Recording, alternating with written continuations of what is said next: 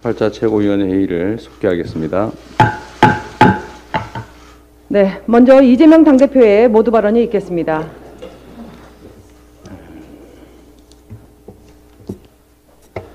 네, 국민 여러분, 요즘 경제, 민생 위기 때문에 정말로 어려운 상황이 펼쳐지고 있습니다.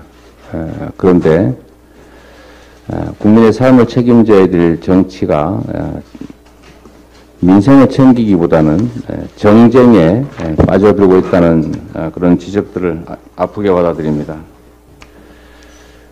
정부 여당이 민생보다는 내부 결집용 안보 포퓰리즘에 집중하는 것 같아서 참으로 안타깝다는 말씀을 드립니다.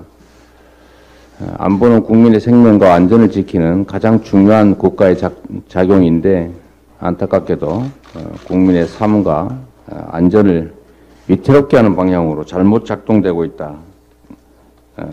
안보 포퓰리즘에 빠지고 있지 않나 하는 그런 우려를 전하고 우리 정부 여당에서도 좀 더 민생에 집중해 주시기를 당부드립니다.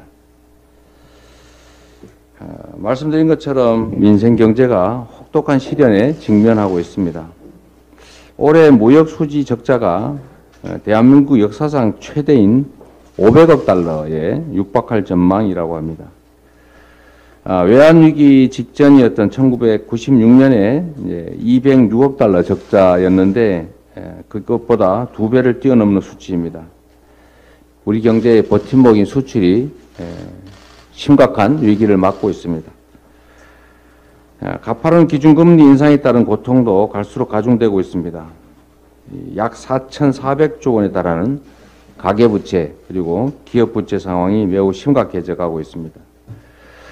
무엇보다도 대출로 버티던 소상공인 또 저소득층 상환 능력이 부족한 2030 세대의 부채 부담이 앞으로 더욱 악화될 것으로 생각됩니다. 전세자금 대출자의 60%가 2030 청년층 그리고 그중에 93.5%가 변동금리를 이용하고 있습니다.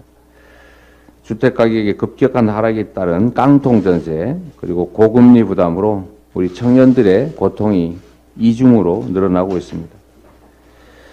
경제부총리가 내년이 더 어려워질 것이다 이런 암울한 전망을 내놓고 있습니다. 그런데 이런 비상 상황에 걸맞는 정책이나 또는 실제 행동은 찾기가 어렵습니다.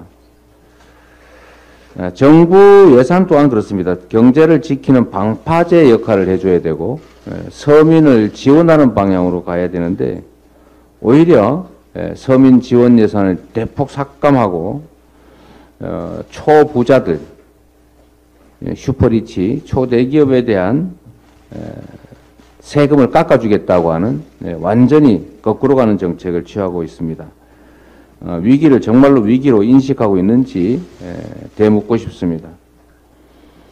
이런 비상한 시기에 또 비상한 대응책이 필요합니다. 우리 민주당이 할 수 있는 일 하겠습니다. 민생경제 안전판을 폭넓게 만들어내겠습니다.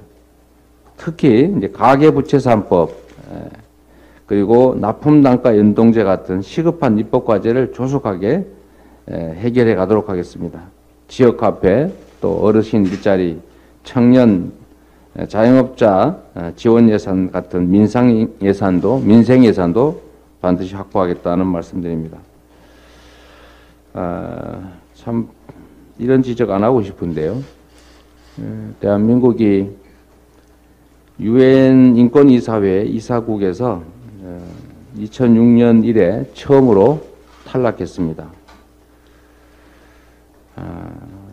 대한민국 대신에 어떤 나라가 인권위원회 이사국에 선임됐는지를 보면 참으로 대한민국 국격이 많이 추락했구나라는 걸 느낄 수가 있습니다. 국제사회에서 대한민국을 경제 선진국으로 불리는 대한민국을 유엔 인권위원회 이사국에서 배제한 이유가 뭐겠습니까? 인권에 대한 대한민국 정부의 퇴행적 태도 때문이 아닌가 생각됩니다. 정치 보복, 야당 탄압, 그리고 공영방송에 대한 억압, 언론 자유의 침해죠. 그리고 고등학생 그림에 대한 제재처럼 표현의 자유 검열, 이런 것들이 결국 이 의사결정에 반영되지 않았나 하는 생각이 듭니다. 각성해야 된다고 생각하고 대한민국 국격 회복을 위한 노력을 좀 더 경주하시라, 이렇게 권유드리고 싶습니다. 고맙습니다.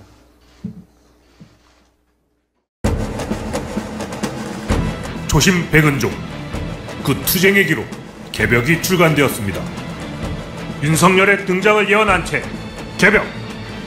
검찰공화국을 막아라. 무소불위의 검찰을 그동안 아무도 건드리지 못했다. 검찰을 손볼 세력이 어디에도 없었기 때문이다. 하지만 뛰는 검찰에 나는 국민이 있다. 전두환 군부 독재와 이명박근혜 정권마저 붕괴시킨 촛불 시민들이 그따위 검찰 출신 나부랭이들의 폭거에 굴하겠는가? 위기의 대한민국, 윤석열 검찰공화국에 맞서 싸울 촛불 시민들의 투쟁의 지침서, 조심 백은종, 국가와 민족을 위한 그 투쟁의 기록 개벽!